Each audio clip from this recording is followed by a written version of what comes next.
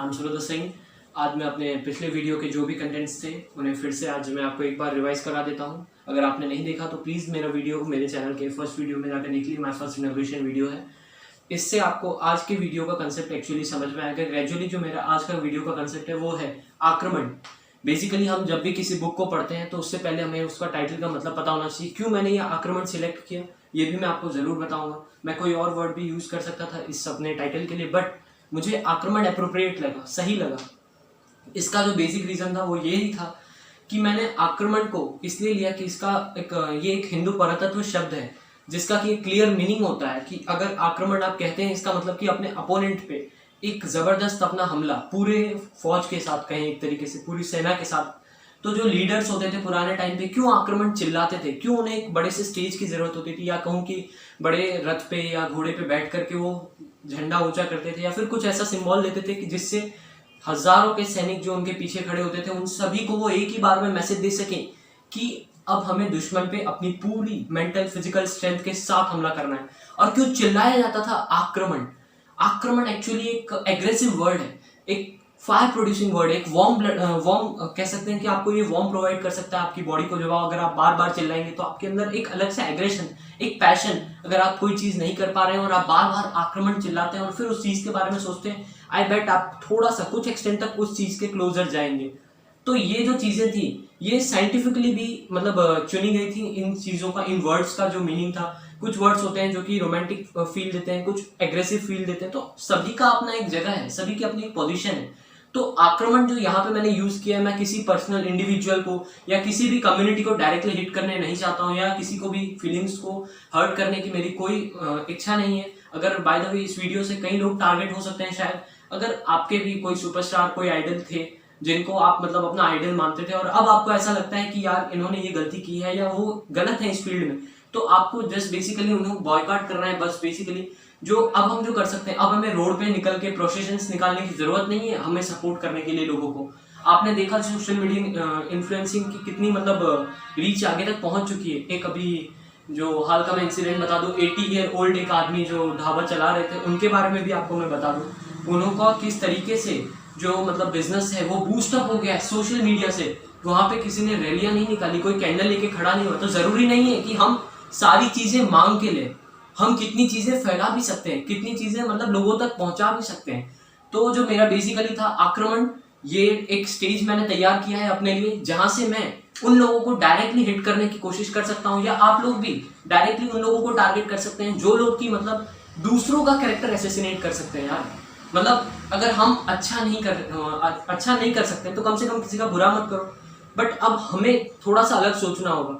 अगर मैं, आप जो नॉर्मल लोग हैं, अब हम अगर किसी का बुरा नहीं कर रहे हैं तो अब हमें किसी के साथ बुरा होता हुआ देखना भी नहीं है। तो जो बेसिकली मेरा पॉइंट था वो ये था लास्ट वीडियो में कि कैरेक्टर असैसिनेशन हो रहा है एसएसआर का, सुशांत सिंह राजपूत का सर का, जो वो बेसिकली मुझे गलत लगा। मैंने कई पोस्ट और कई लोगों को शेयर की कि यार ये गलत है और इसे आगे सर्कुलेट मत करना। मैं जब भी जिसकी भी स्टोरीज पे या फिर ऐसे वो लोग कोई भी चीजें शेयर करते थे लोगों तक, तो मैं उनको वहीं पे रोकने की कोशिश करता था।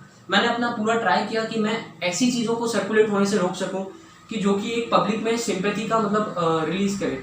आज से पहले मैं, आप और कितने लोग सुशांत सिंह राजपूत के फैन रह चुके हैं ये कहना मुश्किल है कि मतलब आज अगर हम प्रूफ मांगते हैं तो लोग अगर कहते हैं कि हम उसके फैन है तो उसका प्रूफ क्या है आपके पास। तो मैं उनको इंस्टाग्राम अकाउंट पे फॉलो करता हूँ, मैं उनको इस चीज पे फॉलो करता हूँ, या मैं उनको मतलब उनके हर वीडियोस देखे, हर सारी मूवीज देखी, आपने उनकी मूवीज देखी है, लेकिन उससे आपने क्या इनिशिएटिव लिया है, आपने उनके लाइफ से क्या चीजें सीखी हैं। इंसान मूवी में हीरो का कैरेक्टर कर रहा है या विलन का, it doesn't matter, but real life में जो रियल लाइफ है उस पे और जो रियल लाइफ है उसमें दोनों में डिफरेंस होना चाहिए।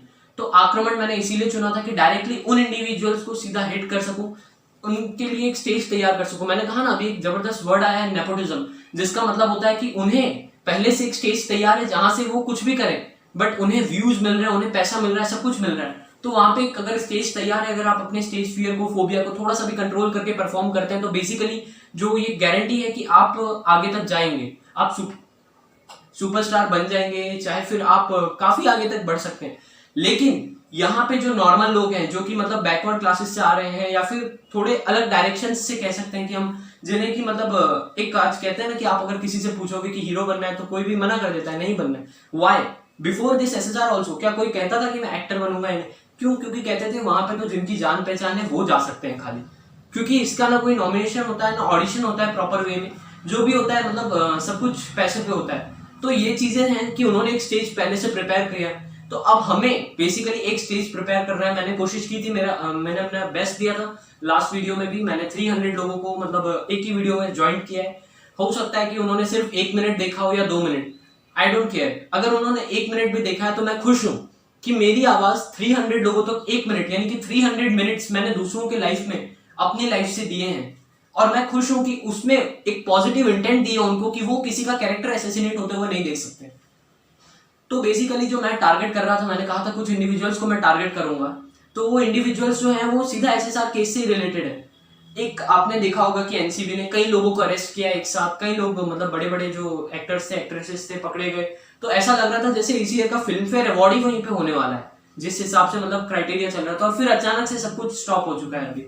अभी रिसेंटली मैं देख रहा हूँ 7 डेज से कोई भी ऐसी एक्टिविटीज नहीं आ रही है SSR के केस में। तो उनके जो मतलब सपोर्टर्स हैं वो प्रोसेशंस पर उतर आए हैं। तो मैं चाहता हूं कि वो प्रोसेशंस करें, ये काफी अच्छी चीज है। न्यूज को, मीडिया को भी सपोर्ट करना है इन चीजों को, बट आप र्यूमर्स मत सरफेस कीजिए। जो अफवाह होती है वो एक सरफेस आप बना रहे हैं, उससे जो बेसिकली जो चीज होगी, जो डिफरेंस आएगा वो यही आएगा कि SSR केस में पब्लिक का इंटरेस्ट पीछे आएगा। पब्लिक का इंटरेस्ट जब तक इस केस में है, पब्लिक जब तक इसमें सपोर्ट करना चाहती है, जब तक अपना टाइम निकाल रही है, पब्लिक अपनी सिंपैथी दे रही है, तब तक ये केस आगे बढ़ रहा है। तो आपके और हमारे सपोर्ट के बिना ये पॉसिबल नहीं है। तो बेसिकली मेरा जो पॉइंट है कहने का वो यही है कि इस केस से आप इरिटेट मत होइए कि यार पूरे दिन न्यूज पे यही दिखाते रहते हैं, यही होता रहता है। मैं मानता हूं कि उनका एक पर्टिकुलर वे है, लेकिन मैं कहता हूं कि आगे कोई भी इंसिडेंट हो, मैं चाहता हूं कि आगे कोई भी किसी भी तरह की इंसिडेंट्स हो, इन लोगों को एक ऐसा पैटर्न फॉलो करना चाहिए कि जिससे हम सिर्फ वही न्यूज देख पाए, हम सिर्फ एक पर्टिकुलर टाइम पे उस चीज को देख पाए। तो वो जो टाइम फिक्सेशन होना चाहिए, इनके ऊपर टाइम फाउंडेशन होनी चाहिए। काफी चीजें हैं जो चेंज करने की जरूरत है, but who can do it? We ourselves. अगर आप एक दिन में 10 लाख ट्वीट भेज सकते हैं #justice4SSR, तो आप क्या #schedule your न्यूज नहीं भेज सकते? ऑफकोर्स भेज सकते हैं, बट ऐसा सोचता कौन है? बट ऐसा मतलब एक इनोवेटिव लेता कौन है नया? कोई नहीं, क्योंकि हम बेसिकली एक न्यू इनोवेटिव चाहते ही नहीं है। हम उन चीजों को टैग करते हैं, हम देखते हैं जो सेलिब्रिटीज जो मतलब कि बेसिकली जो चीजें कर रहे हैं वो। आप एजुकेशन में किससे कंपेयर कर सकते हैं? आज जो इन केसेस में जिनके नाम आए हैं, डायरेक्टली मैं कहता हूँ आलिया भट्ट। कई लोगों ने कहा कि यार वो एक्ट्रेस अच्छी है, उन्होंने बहुत अच्छे एक्टर्स मूवी दी है, ये किया है वो। मैं कहता हूँ आप एजुकेशन से कंपेयर कीजिए ना डायरेक्टली, दोनों के एजुकेशन देखिए ना, कि एक इंसान है जिसने इंडिया में 7th रैंक पाया है DCE एग्जामिनेशन में, इंजीनियरिंग कॉलेज के 11 एग्जामिनेशन क्लियर किए हैं, और दूसरा है जो कि 10th की मार्कशीट उसकी 2 है, यानी कि एक बार में उसने 10th भी क्लियर नहीं किया है, 72% है सेकंड सेम में। तो वो इंसान कहां से आपको वो बेस्ट एक्टिंग दे पा रहा है? मैं कहता हूं कैपेबिलिटी स्टडी से अलग है, मानता हूं मैं, बट स्टडी भी, नॉलेज भी आपका मैटर करता है किसी भी फील्ड में यार। तो जो चीजें हैं ना, आपको ये अनिल कपूर से आप कंपेयर कर सकते हैं? नहीं कर सकते। वो अपने कॉलेज में एक्सपेल्ड हो गए थे, मतलब कॉलेज से उन्हें निकाल दिया गया था ड्यू टू एब्सेंस। आप गूगल पे टाइप करेंगे सबसे पहली इंफॉर्मेशन वही आती है उनके बारे में। तो ये चीजें हैं कि आप जो मतलब बड़े बड़े लोग हैं उनसे इनकी एजुकेशन की कंपैरिजन तो आप कर ही नहीं सकते हैं बेसिकली। और आपने ये चीज भी नोटिस की होगी कि जो इंसान, जो एक्टर या जो भी नेता या मंत्री जो इतना एजुकेटेड है, वो उतना डेवलपमेंट की तरफ ध्यान दे रहा है, वो मतलब पब्लिसिटी की तरफ नहीं पड़ा हुआ है। तो इन सब चीजों में जो हार्ड टाइम्स में जो लोग सामने आए, जिन्होंने मदद की, उन सभी का तहे दिल से शुक्रिया था। और आक्रमण का जो बेसिकली कंसेप्ट है वो यही है कि आप लोग इस चेन को आगे तक चलाते रहे, don't stop it here itself. मतलब कि इस चीज को रोकिए मत यहाँ पर कि आज हमने सुशांत सिंह की फोटो भेज दी, अच्छा आज ये न्यूज आई है तो आज वो पोस्ट कर देते हैं, फिर कल नहीं। मैं कहता हूं कि आप 3 दिन में एक बार या 4 दिन में एक बार जस्ट अपनी स्टोरी पे एक SSR की फोटो, #मेमोरी, कुछ भी ऐसा यूज करके डालिए, ताकि आपके जितने फॉलोअर्स हैं, फैंस हैं, या फिर जितने भी आपके मतलब आसपास में सोशल मीडिया इन्फ्लुएंसिंग है, उन लोगों तक वो चीजें पहुंचती रहे। तो क्या पता उनमें से 1-2 भी ऐसी करे। तो आपके अगर 300 फ्रेंड्स हैं, फॉलोअर्स हैं, तो इनमें से 300 आप 300 तक डिलीवर कर रहे हैं।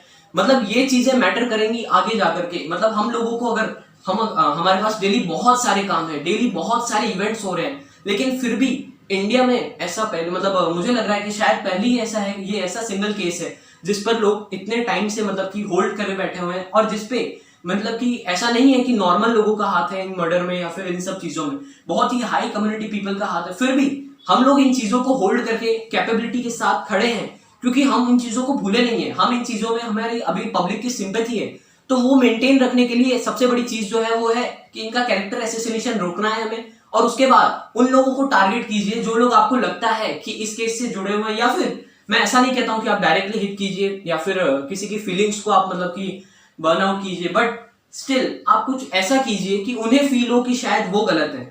एक स्टेज क्रिएट कीजिए। आप भी अपना यूट्यूब चैनल बनाइए, मैं तो कहता हूं आप भी अपने वीडियोस पोस्ट कीजिए, अपने फ्रेंड्स तक सर्कुलेट कीजिए।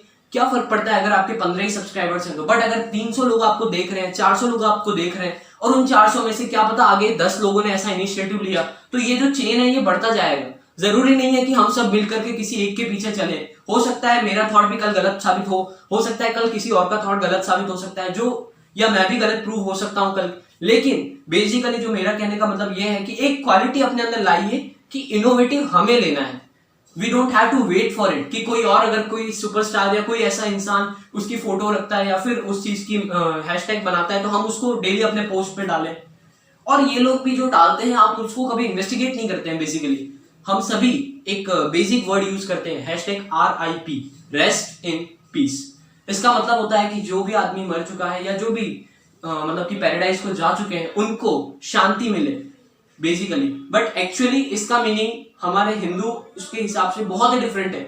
आप पहले रेस्ट इन पीस लिखने से पहले मैं कहता हूं इन्वेस्टिगेट कीजिए कि क्या जिसके लिए आप लिख रहे हैं क्या उन्हें जलाया जा रहा है, क्या उन्हें दफनाया जा रहा है, जो इनका मतलब सोशल फंडल है वो किस हिसाब से चल रहा है। अगर वो हिंदू के हमारे हिंदू समाज के हिसाब से अगर वो उनकी मतलब कि जलाया जा रहा है, उन्हें पंचतत्वों में विलीन किया जा रहा है, तो फिर आप उनके लिए RIP नहीं लिख सकते हैं, क्योंकि RIP का मतलब होता है कि रेस्ट इन पीस, यानी कि शांति से कब्र में आराम कीजिए। वो एक शब्द अलग ही मीनिंग है। तो आपको क्या लगता है कि ये जो दुआएं हैं ये सब मैटर करती हैं कहीं पे भी आज के टाइम पे?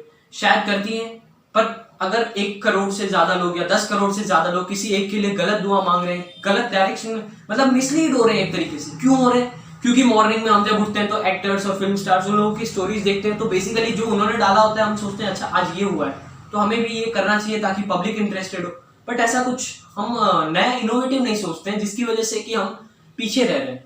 तो जो बेसिकली मेरा मेन एम था वो यही था कि एक स्टेज सेटअप करना है जहां से मैं पब्लिक स्पीक करूंगा आगे भी, और इसी तरह से मेरे वीडियोस आते रहेंगे। और लास्ट में जाते जाते उन सभी लोगों का थैंक्स जिन्होंने काफी जबरदस्त रिस्पॉन्स दिया था आक्रमण पे, और उन्होंने करीबन 15-16 मैसेजेस ऐसे आए थे व्हाट्सएप पे भी, मेरे इंस्टाग्राम पे भी फ्रेंड्स से थे कि जल्दी आप आक्रमण के लिए टाइम मैनेज कीजिए, जल्दी से जल्दी वीडियो बनाइए। उन्होंने कहा था कि यार बेसिकली इतने सिंपल मतलब कि एडिट्स के साथ, मैं अपने वीडियो में कोई एडिटिंग उतना ज्यादा पसंद नहीं करता हूँ।